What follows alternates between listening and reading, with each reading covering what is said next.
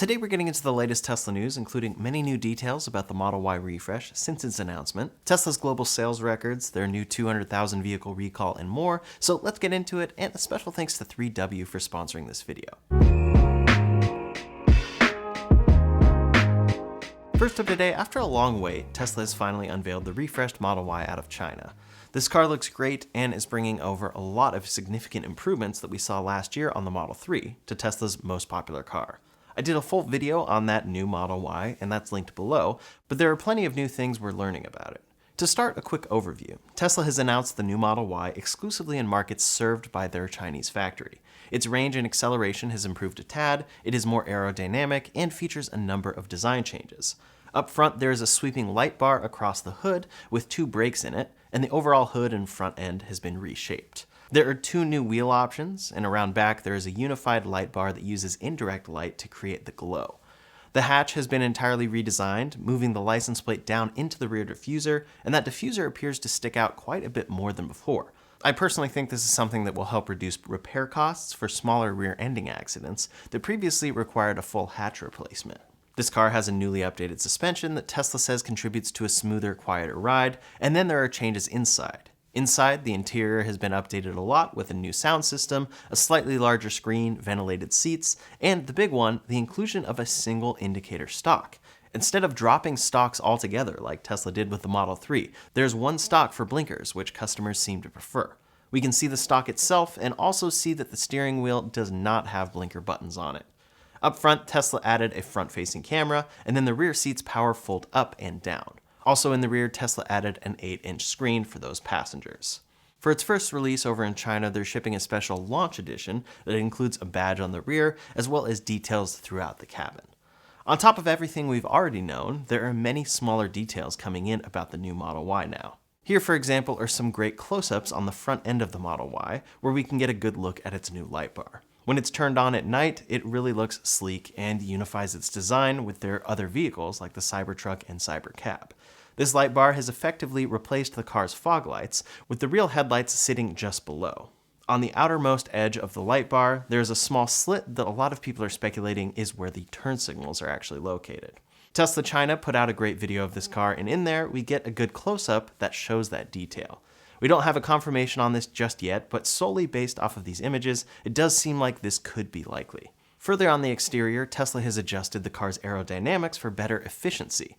The new Model Y has a drag coefficient of 0.22 compared to 0.23 on the old version. It's a small improvement, but every little bit counts. As for wheels, on their website, Tesla only lists 2 available options, but in the paperwork posted by the Chinese government, we see that the old 20-inch induction wheels are still listed as an option. It's unclear whether this third wheel option will actually be available for this car, but if so, that would certainly be an interesting choice for Tesla to have kept it in.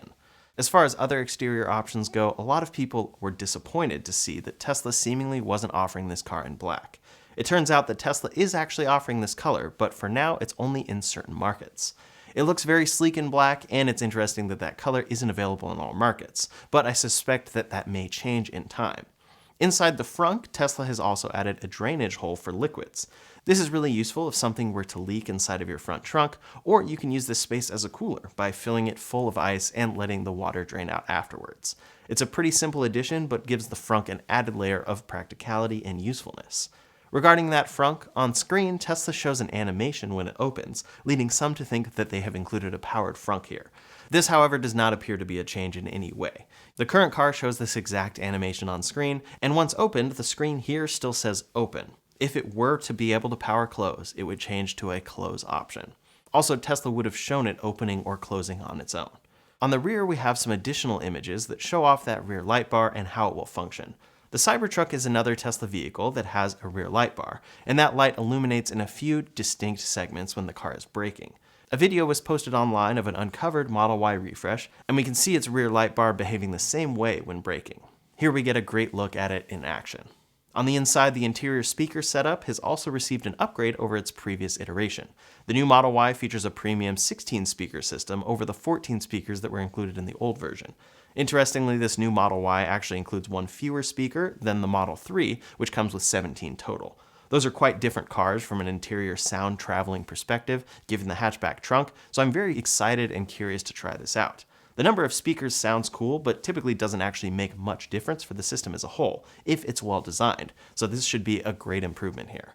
As for the rear seats, Tesla has made the Model Y seats about 0.6 inches longer for improved comfort, and the headrests are 0.7 inches wider than before. One other detail I talked about in my last video is the fact that there is a front camera and it has a washer, so many people are excited to hear about that. So these are just some of the latest things that we've discovered about this car in the wake of its recent announcement. Now that it's officially announced and deliveries will start soon, there is plenty more that we will likely be learning in the coming weeks.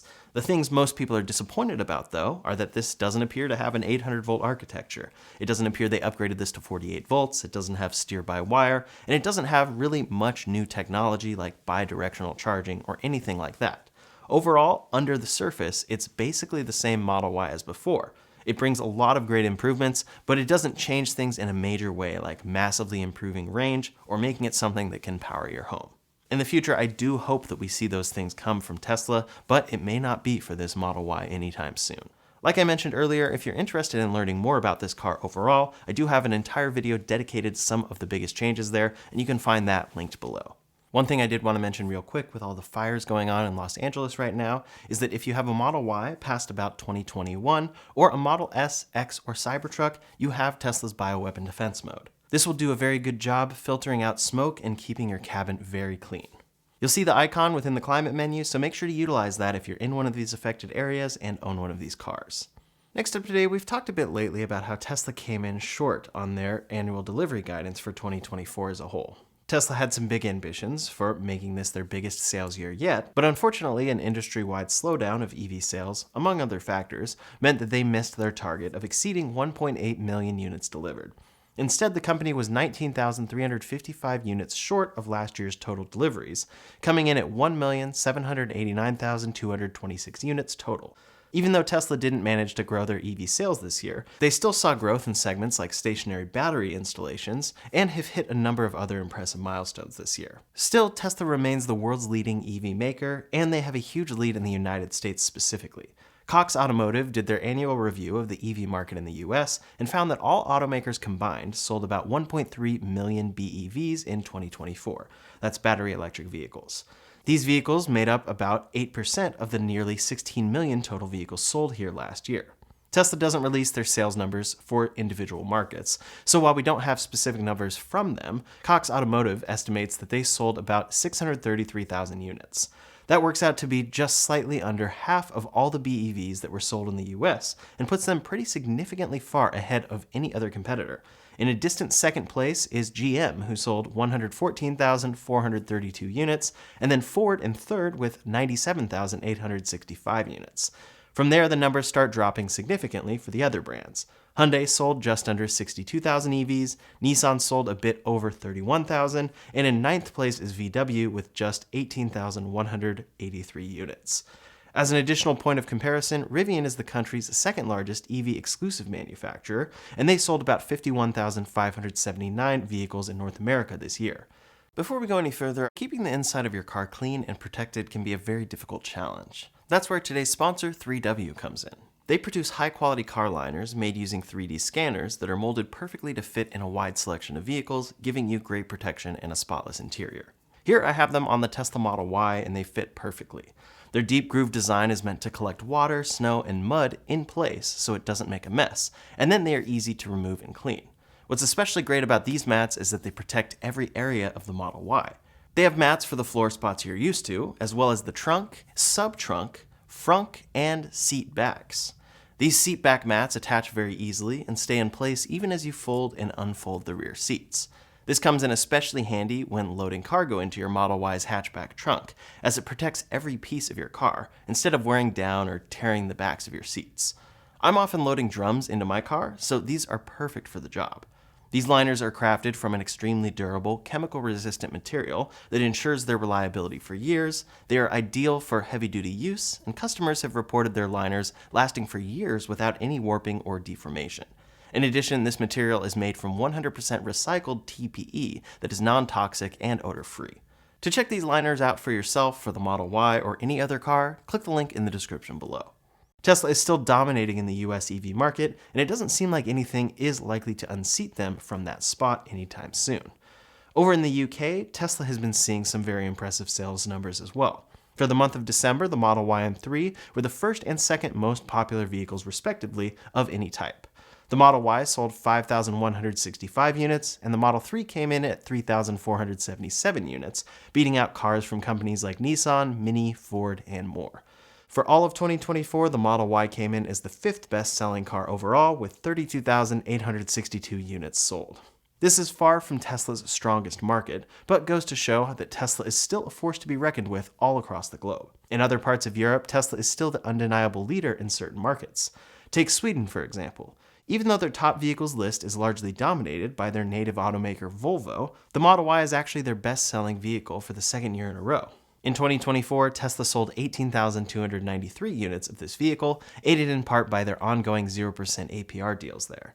As a point of comparison, the Model Y sold 16,461 units in 2023, so its sales are also still growing there quite considerably.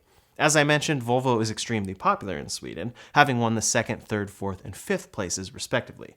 That makes Tesla's win here extremely impressive, as they were able to beat a local and extremely popular automaker on their own turf, so to speak. Although they do have many less models to choose from, so it's a little easier for it to be concentrated in Tesla's favor. Tesla's success isn't limited to just North America and Europe, however. They are increasingly popular all around the world. South Korea is another great example of Tesla entering a market with very prominent local automakers and making a huge splash. Even though the rest of the imported car market in South Korea took a big 11.9% dive, Tesla actually did so well that they actually raised that overall percentage up to just a 2.9% decline. They were the third highest selling brand in Korea that year with 29,750 units sold, only behind fellow import manufacturers BMW and Mercedes-Benz. The Model Y was the country's best-selling imported model, and the Model 3 was in fifth place. Even as the South Korean auto market is in decline overall, it seems like Tesla is still holding out very strong in that country. All across the globe, Tesla is proving just how popular they are with customers. In fact, they were the most searched auto brand, not just in the US, but also in Canada, South Korea, numerous countries across Europe, and in some parts of Africa.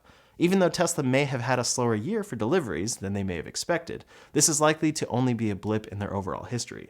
Interest in these vehicles is still clearly very high across the world, and we'll see with time how Tesla can continue to maintain and even grow this interest into the future. For 2025, we expect that growth to come with the new Model Y, more affordable models, and possibly a longer wheelbase Model Y for China. Next up today, Tesla's FSD software is proving itself more and more with each passing update, and its capabilities are really astounding to see. The work that Tesla is doing overall is very impressive and relies on data accumulated from thousands of vehicles that are processed in their neural network to, quote, teach the system how to drive. It's a really complex system that requires a lot of specialized knowledge to truly understand, but one patent from the automaker gives us a broad look at how Tesla has really optimized the FSD learning process. To start, it's important to understand that FSD isn't just one big program in the traditional sense. It's a series of smaller sub-networks that each handle a specific part of autonomous driving. You might have one system that handles recognizing traffic lights, another that tracks cars and pedestrians around you, one that keeps track of lane boundaries, and so on. This system allows for Tesla to individually train specific systems or the network as a whole. Since they're so interconnected, though, even if just one subnetwork improves, it improves the quality of the whole system. From there, they have dedicated compilers that translate the FSD system into machine code for each of the individual hardware components in every car. These cars have a lot of different hardware components inside them, like specialized CPUs, GPUs, and AI accelerators called NPUs. Each component having its own specialized code makes sure that each piece can do its job quickly and efficiently. In between, the software has a dedicated layer that, quote, intelligently assigns each FSD subnetwork to the most suitable hardware component. This ensures that computationally demanding tasks are handled by the most powerful processors, while simpler tasks are delegated to more efficient units. Certain parts of the self-driving experience are more complex than others, so handling it this way allows the overall system to work as efficiently as possible, given limited overall resources. Additionally, the system also features something called an execution scheduler, which, as the name implies, moves the many different FSD tasks into the most efficient order to be executed in. This allows the overall system to react efficiently and quickly to real-time stimulus by minimizing delays on the most important subsystems. Driving introduces a ton of variables in any given moment, and quick response times are absolutely vital to driving safety. At the same time, this quick reordering of operations is what will allow for future products like Optimus to react quickly with things like catching a ball, or in future industrial use cases. Another key efficiency in the FSD system is their quantization-aware training. When acting on a moment-to-moment basis, you would expect that your car wants to be working with the most minutely accurate detail that it can manage. To an extent, this is true, but in order to work at faster speeds, FSD actually will do certain calculations using lower precision numbers, which essentially means they are rounded. The rounding here is minimal overall, but it gives the computer just enough leeway to complete its calculations with less memory and power overall while still being accurate enough. Clock synchronization is another extremely important part of autonomous driving that Tesla has worked hard to address.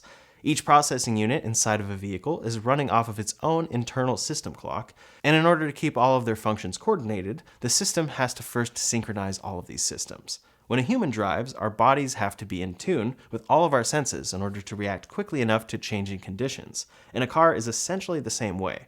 Coordination here is the key. Last but certainly not least, we have a robust redundancy and failover system. If any piece of the FSD system were to fail during operation, the vehicle is able to shift its responsibilities over to a backup component. This feature is absolutely critical for ensuring vehicle safety while driving.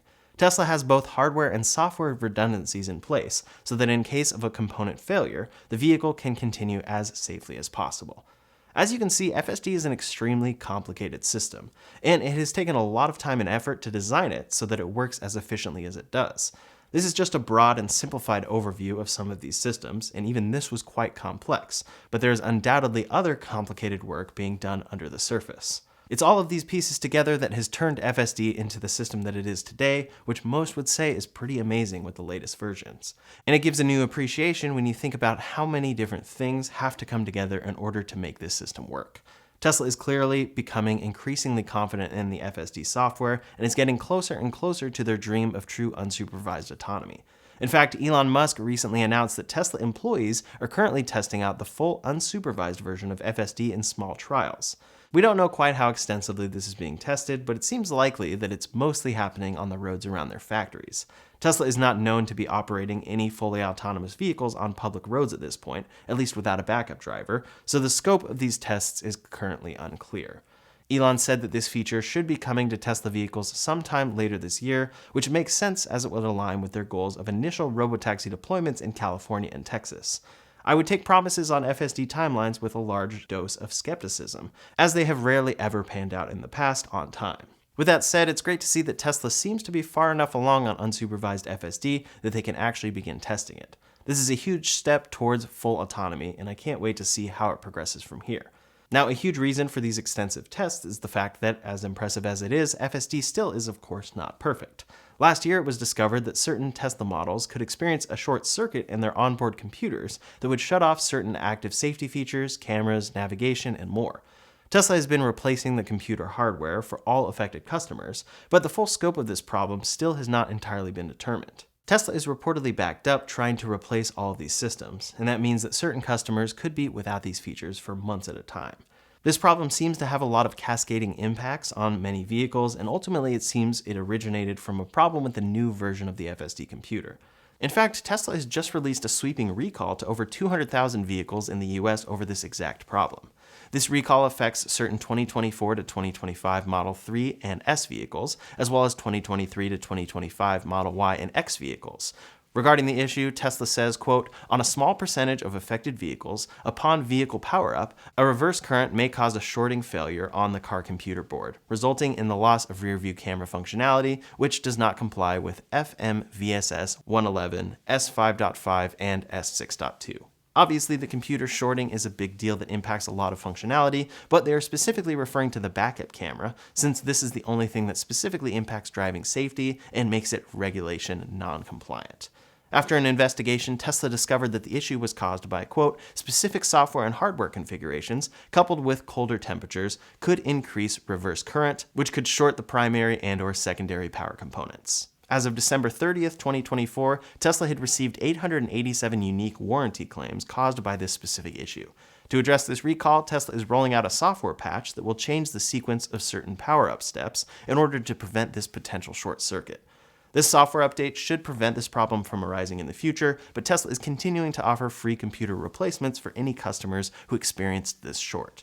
It's great to see that this problem is being solved by a software update for the future, and that Tesla is working hard to address this problem for those that have already been affected. This new era of technologically advanced cars means that we get a ton of great new features, but at the same time it introduces new ways for these cars to experience problems. FSD is a really promising look into the future, but it's always good to look at it with both optimism and a healthy skepticism. Hopefully Tesla was able to learn from this issue and will be able to avoid it in future iterations of this hardware. Last up today, some updates from other automakers. Over at Honda, they have just opened up pre-orders on their first vehicle made in collaboration with Sony, the Afeela 1. The company brought their latest prototype out on stage at CES, where they finally revealed pricing. The base Afeela 1 Origin trim will be available for $89,900, and the Signature trim will cost $102,900. Both of these trims will include a 3-year subscription to some of the car's special features, like Level 2 Plus driving assist and an AI personal assistant. Currently, only customers in California are able to pre-order this vehicle, which will require a $200 refundable deposit. We are also getting our first insight into some of the vehicle specs. We are now expecting an EPA range around 300 miles, and when it arrives, it will have a built-in NACS charge port and Tesla supercharger support. The car will have screens all across the dashboard, as well as 40 sensors and cameras to power their autonomous driving systems. This is a very interesting partnership, and Sony's electronics experience may do a lot to give this car's internal software a competitive edge. The more expensive Signature trim is expected to start deliveries in 2026, while the Origin trim will then come in the following year.